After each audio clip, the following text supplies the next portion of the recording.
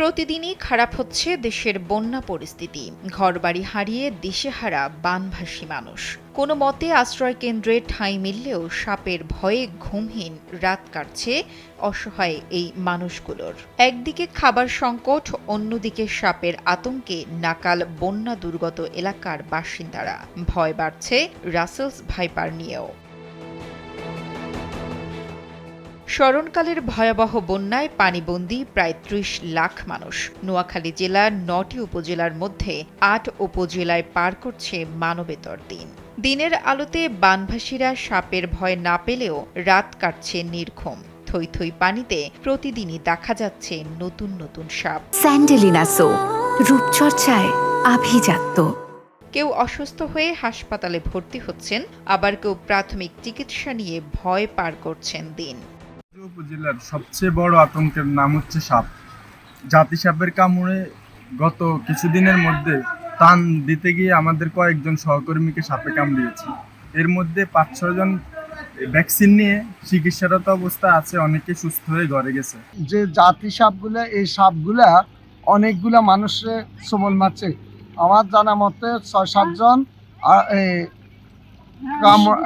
সাপে কামড়ানো লোক হসপিটালে আসছে। আসার পরে দিয়ে এরা চিকিৎসা কেউ নিতে আছে, কেউ চিকিৎসা নিয়ে বাড়িতে গেছে এবং অজানা সত্ত্বেও অনেকগুলা কামড় খাইছে জাতি সাপে। জানা গেছে গত ৩ দিনে নোয়াখালীর লক্ষ্মীপুরে সাপের কামড়ে আহত হয়ে হাসপাতালে চিকিৎসা নিয়েছেন ৭০ জন। এর মধ্যে একদিনেই সাপে কেটেছে ২৮ জনকে।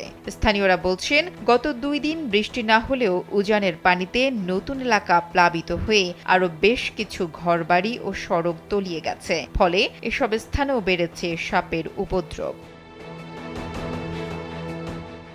এদিকে কুমিল্লার মনোহরগঞ্জ উপজেলায় গত কয়েক সপ্তাহ টানা বৃষ্টি হওয়ায় জলাবদ্ধতায় ভাসছে ১১ ইউনিয়নের মানুষ। পানিতে ডুবে গেছে বিভিন্ন ইউনিয়নের গুরুত্বপূর্ণ সড়ক, বন্যার পানি ঢুকে পড়েছে অনেকের বসত বাড়িতেও। লক্ষাধিক মানুষের এই দুর্ভোগের উপরে বাড়তি যোগ হয়েছে সাপের ভয়।